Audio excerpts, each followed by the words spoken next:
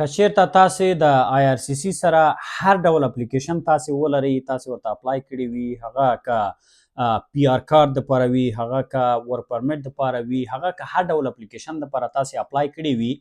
او تاسې غواړئ چې هغه حد اقل هغه سټیټس تاسې په خپله وګورئ چې لکه زما کار چیرته ورسېده، تر کومه حده پورې مخکې تللی ده. فرض مثال که چیرته موږ تاسې پی آر دپاره اپلای کوو، نو هغې نه وروسته لکه موږ ته معلومات نه وي چې بعضې کوشش کوي چې آی آر سی سی ته زنګ ووهي یا موږ تاسې ټراول ډاکومنټ ته موږ تاسې اپلای کوو، نو تر څو چې موږ زنګ ونه وهو موږ ته هغه معلومات نه وي، موږ ته پته نه وي چې زما کار چیرته ورسېده. نو په دغه ویډیو کې تاسو ته دغسې یو په عملي ډول باندې تاسو ته البته کار کوم، تاسو ته ښیم چې تاسې څه ډول کولی شي هغه هر ډول اپلیکیشن تاسې جي سی کې اکاونټ سره تاسې وصل کوئ او تاسې هغه خپل مکمل سټیټس چې ستا کار څومره مخکې تللی ده، څومره وخت پاتې ده، هغه پروسیس څنګه روان ده، نو تر څو تاسې وکولی شي چې په خپله تاسې وګورئ کوم ډاکومنټ تاسې جمع کول غواړئ یا کوم مسجونه تاسو ته راځي، هر څه به تاسې همدغه د جي سی کې اکاونټ څخه تاسې کتلی شئ. نو زه چې سکرین طرف ته لاړ شو، مکمل هغه طریقه تاسو ته عملي ډول تاسو ته وښیم. د هر ډول برنامې دپاره چې تاسې اپلای کړی اوسیږي، هغه که ورک پرمټ وي، هغه که پی آر کار دپاره وي، هغه که هر ډول برنامه وي دلته په کاناډا کې، ګورئ چې تاسې غواړئ د هغې سټیټس بغیر له دې څخه چې تاسې آی آر سی سی ته زنګ ووهئ، لکه خپل ځان تاسې په عذاب کړئ یا تاسې نه پوهېږئ چې فرض مثال د دې پروسه چیرته ورسېده، کوم ایمیل راځي باید تاسو ته راشي، کوم اسنادونه چې تاسې پرووایډ کوئ باید د همغه اکاونټ څخه تاسو ته وشي. خصوصا د پی آر ډېر زیات مهمه ده چې ډېر هلکانو فرض مثال اپلایګانې کړي دي، هغوی نه پوهېږي، مجبور دي هغوی آی آر سی سی ته زنګ ووهي. خلک مصروفه دي، لکه په رسمي بزنس ډیز کې وخت نه لري، خو دا تر ټولو هغه اسانترینه لاره یې همدا ده چې تر څو تاسې وکولی شئ هر څه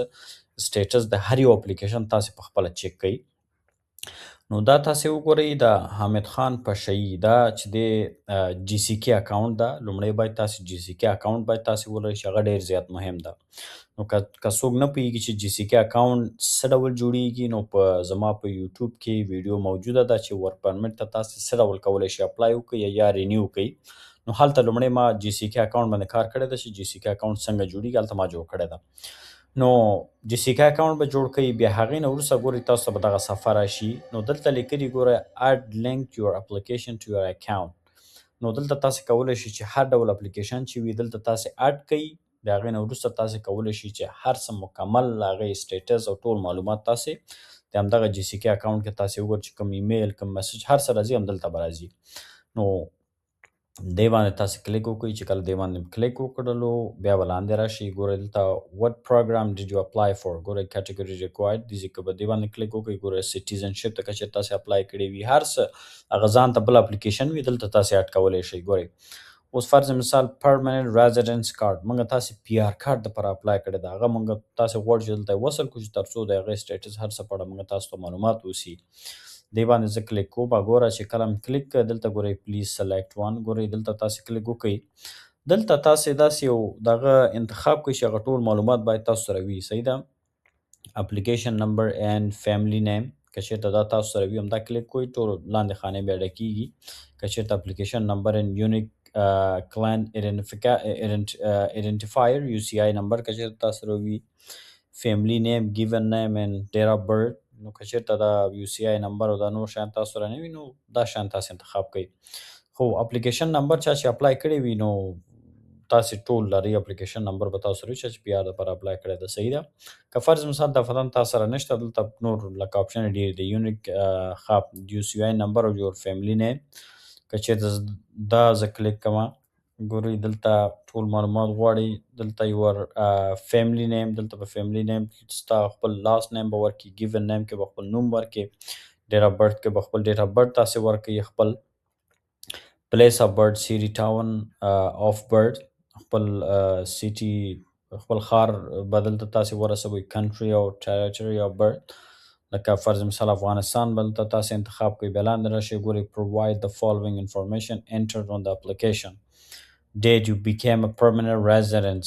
نو هغه تاریخ به تاسې دلته ورکړئ چې په کوم تاریخ کې تاسې دلته اپروف شوئ د هغې دپاره پی آر دپاره، صحیح ده. کنټري اف سټیزنشپ هغه تاسې ورکړئ، کرنټ میریټل سټیټ به تاسې ورکړئ. نو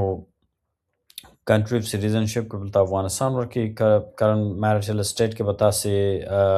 دغه ورکوي، خپل لکه تاسې واده کړی ده نه ده کړی هغه تاسې انتخاب کوئ. دلته ټول شته دي. بیا هغې نه وروسته سرچ فار مای اپلیکیشن، نو دلته به چې کله تاسې سرچ باندې کلیک وکړئ نو ستاسو اپلیکیشن دلته راشي، بیا به دې سره لینک کوي. چې کله هم لینک کړلو بیا ټول معلومات هر څه به دلته تاسې همدغه د جي سی کې اکاونټ څخه تاسې کتلی شئ، چې دا ډېر اسانه او ساده ترینه لاره یې ده.